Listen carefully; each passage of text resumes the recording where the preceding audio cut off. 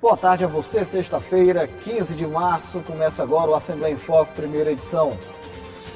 O resumo dos assuntos discutidos pelos deputados durante a semana na Assembleia Legislativa.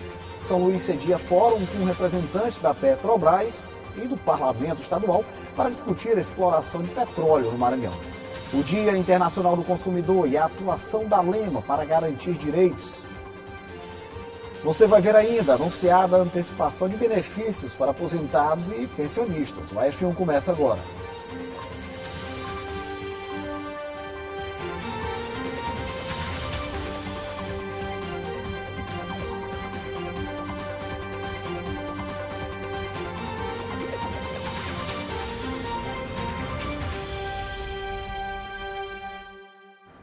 Neste momento, autoridades estão reunidas com representantes da Petrobras para discutir a exploração de petróleo no território maranhense. Acompanhada de vários deputados, a presidente da Assembleia Legislativa, a deputada Iracema Vale, está participando da agenda. A repórter Helena Dutra está no local e tem mais informações. O fórum começou pela manhã e encerra na tarde desta sexta-feira e acontece neste hotel aqui em São Luís e é promovido pela Petrobras em parceria com o governo do Maranhão e também com o consórcio Amazônia Legal. E o objetivo é discutir sobre a transição energética justa. O que é esta transição? A transição, ela corresponde à produção e consumo de energia a partir de fontes renováveis, ou seja, passar de uma matriz de fonte de energia que gera emissão de carbono, como por exemplo o petróleo, para fontes de energia limpa que emitem menos gases de efeito estufa. Mas para isso tem que ter um olhar atento para que não haja a perda da produção e do consumo de petróleo, que é tão importante para a economia do país. De acordo com o presidente da Petrobras, o Dr. Jean Paul Prats, o objetivo é que esta transição aconteça de forma justa, ou seja, beneficie as grandes empresas e também a população como um todo. O evento ele contou com a participação do governador Carlos Brandão, da presidente da Assembleia Legislativa do Maranhão, deputada Iracema Vale, e de uma comitiva de deputados estaduais e de autoridades públicas do Estado, além de governadores das regiões Norte e Nordeste que compõem a Amazônia Legal. O evento, como eu falei, encerra agora à tarde e discute a questão da exploração do petróleo em grandes áreas de exploração, inclusive aqui no estado do Maranhão, na região dos Lençóis Maranhenses, em Barreirinhas, e como pode acontecer essa transição de forma gradual, justa, responsável para o consumo e produção de novas fontes, matrizes de energia limpa que gere menos emissão de carbono aqui no Brasil. Essas são as informações, eu volto com você. Perfeito, Milena. Muito obrigado pelas informações. Vale destacar que antes desta agenda, a presidente Iracema Vale, vários deputados, outras autoridades também receberam representantes da Petrobras aqui no Parlamento Maranhense. Então, esses dias aí têm sido bem movimentados em torno dessa relação da Petrobras com a exploração de petróleo no âmbito do estado do Maranhão. Ainda hoje, no AF2, a partir das 6 da tarde, você vai obter mais informações e a cobertura completa desta agenda que a Milena Dutra trouxe as informações. No próximo bloco, anunciada a antecipação de benefícios para aposentados e pensionistas do INSS. E mais, o Dia Internacional do Consumidor e a atuação da Assembleia Legislativa em defesa da garantia de direitos em torno das relações de consumo. A gente volta já.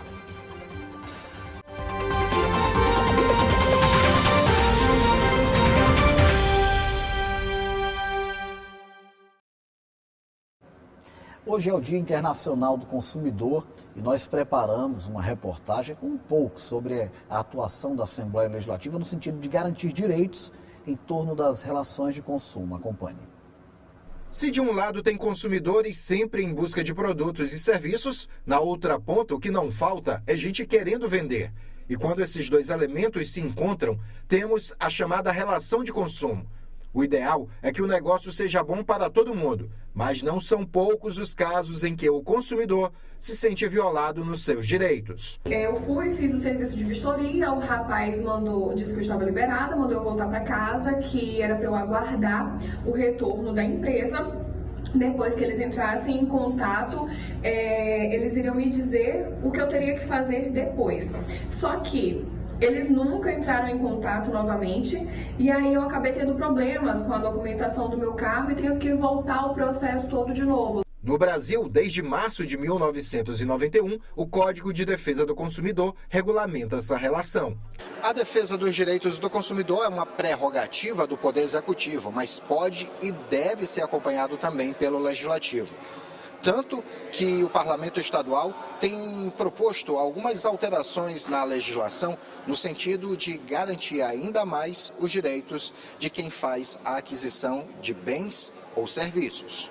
Na Assembleia Legislativa do Maranhão, várias leis asseguram os direitos do consumidor. Entre elas, a Lei 12.207 de 2023, de autoria do deputado Leandro Belo, que determina a divulgação clara sobre valores promocionais de produtos e serviços. Para o consumidor saber quanto está economizando, quanto é realmente o desconto. Então eu acho que dentro dessas nossas leis, essa eu quero destacar, que também é a mais recente, que o governador Carlos Brandão sancionou mais recentemente, e quero dizer a todos vocês que estão nos assistindo, a todos os consumidores, que a gente se preocupa bastante e vamos sempre priorizar durante os 4 anos do nosso mandato. Já a Lei Estadual 12.001, de 2023, do deputado Cláudio Cunha, dispõe sobre os serviços prestados por hotéis, bares e restaurantes, instituindo o selo de segurança alimentar, oferecendo aos consumidores a opção de refeição livre de lactose e glúten. Outra proposta de autoria do deputado Wellington do Curso, transformada na Lei 11.644 de 2022, garante o fornecimento de energia elétrica a pessoas com deficiência ou em tratamento de saúde que necessite de aparelhos.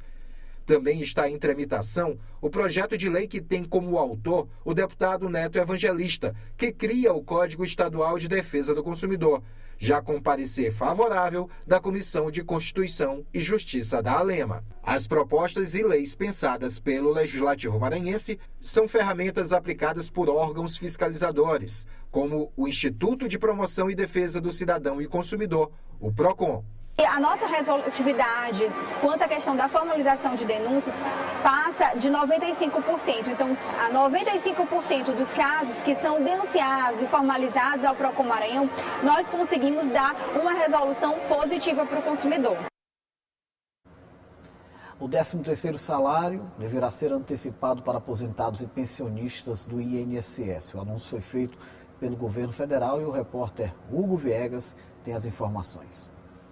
A medida provisória foi assinada pelo presidente Lula e já publicada no Diário Oficial da União, autorizando a antecipação das parcelas do 13º salário para aposentados e também pensionistas. E ficou da seguinte forma: a primeira parcela, correspondente a 50% aí do valor do benefício, para o mês de abril e o restante para o mês de maio. Essa medida foi adotada a partir da pandemia, justamente para movimentar a economia do país.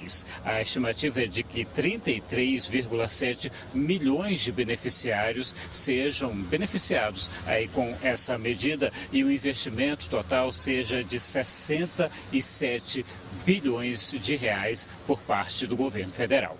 Volto com você no estúdio. Perfeito, Hugo. Muito obrigado pelas informações. E agora a gente chama a Ananda Fontinelli com a previsão do tempo para as próximas horas no Maranhão. Ananda, boa tarde.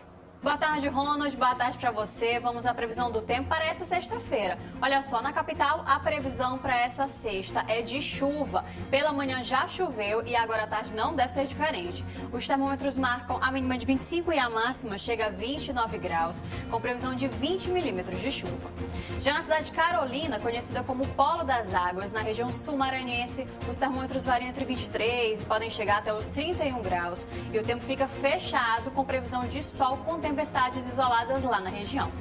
E para a gente encerrar, na cidade de Barão de Grajaú, no leste maranhense, é esperado o tempo parcialmente nublado, com possibilidade de chuva agora à tarde. A mínima é de 23 e a máxima chega até os 31 graus.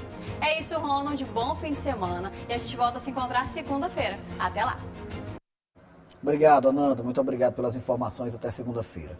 No próximo bloco, 18 anos de partida de uma das maiores referências literárias. Vamos conhecer hoje um pouco da casa que abriga o Museu Josué Monteiro. O F1 volta já, segura aí.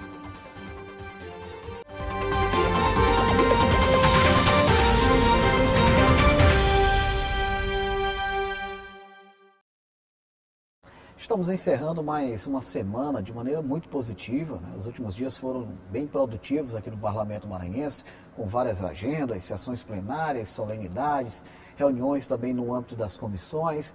É sobre esse assunto que a gente chama agora o repórter Joelson Braga, que traz o resumo do que foi discutido.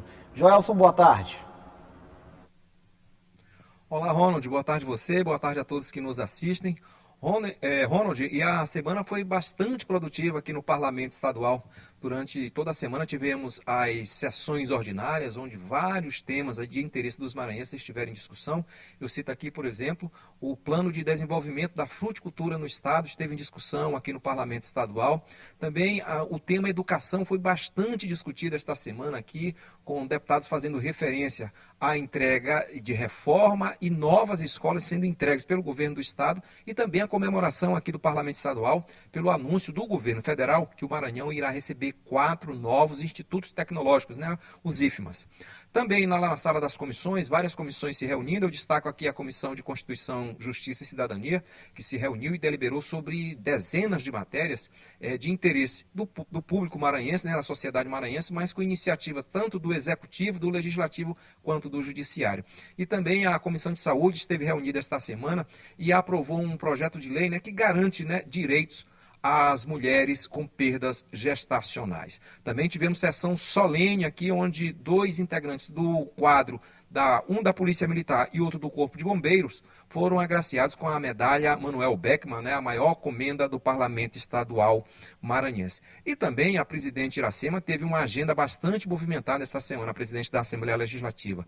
Ela participou de encontros com o presidente da Petrobras ontem, né? Ele esteve aqui no Parlamento Estadual, foi recebido pela presidente também por alguns deputados.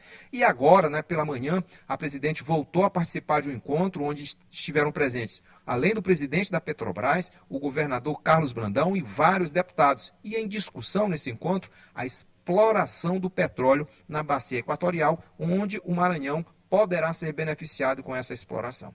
Portanto, este foi o resumo do que aconteceu no Parlamento Estadual esta semana. E eu volto com você desejando um ótimo fim de semana nesse clima aí de sextou. Valeu, Joelson Braga. Até segunda-feira. Há 18 anos partia uma das nossas maiores referências literárias, o jornalista, teatrólogo, professor e escritor Josué Montello. Para homenageá-lo, nossa equipe foi conhecer um pouco sobre a sua casa, museu localizado na região central de São Luís, que hoje abriga um rico acervo sobre a história de vida do escritor.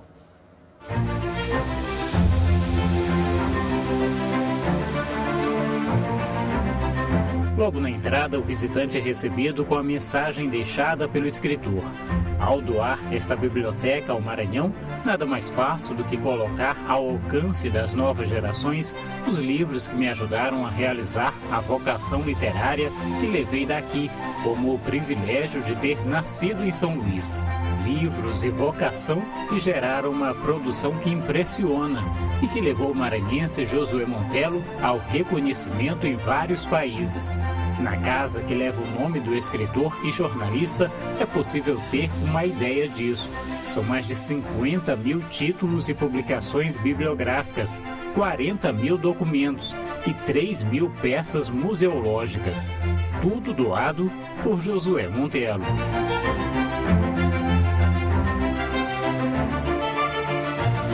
São verdadeiras relíquias guardadas nesta casa que fica no centro de São Luís.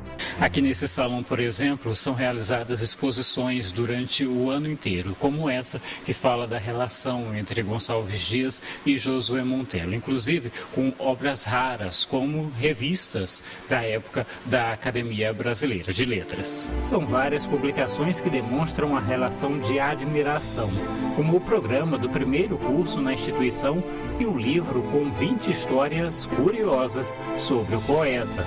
O passeio pela vida pessoal e profissional de Josué Montello inclui ainda documentos importantes. O manuscrito do primeiro livro lançado em 1941, correspondências com outros autores reconhecidos, ofícios e declarações de quando ocupou cargos de representação internacional e como presidente da Academia Brasileira de Letras. Bem, a Casa de Escultura Josué Montello, com 40 anos de fundação, ela vem desenvolvendo atividades, oferecendo como uma instituição de cultura 3 tipos de espaços na casa, que é o espaço bibliográfico, que são os livros que pertenceram ao próprio José Montello e também de outros escritores, outras pessoas que nos doaram, para pesquisa e também para a leitura das pessoas que nos procuram. Nós também temos o acervo arquivístico, que são buscados pelos pesquisadores, voltados para a vida do próprio José Montello, e principalmente o nosso museu, que é um atrativo para todas as faixas etárias, e as pessoas encontram nesse museu justamente tudo aquilo que pertenceu ao escritor, desde a parte de vestuários, fardões, as condecorações, os objetos pessoais dele. Então é uma instituição que oferece 3 tipos de acervo para os pesquisadores, os leitores e os nossos visitantes. Conhecendo um pouco mais, é possível visitar ainda este espaço que reproduz a sala do apartamento de Josué Montello, com todos os itens e posições originais. Fotografias, o último fardão, a máquina de escrever, a paixão pelas caricaturas e charges.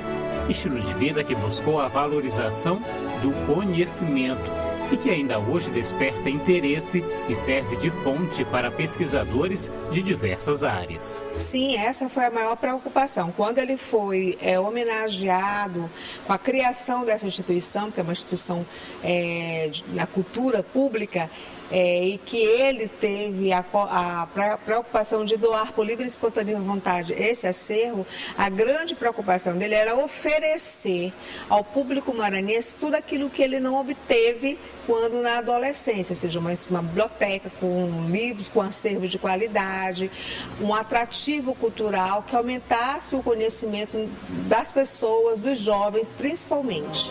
A Casa Josué Montello fica na Rua das Hortas, no centro da cidade, e abre as portas para visitação pública de segunda a sexta-feira, das 8 da manhã às 6 da tarde. Um passeio literário imperdível para maranhenses, estudiosos e turistas também.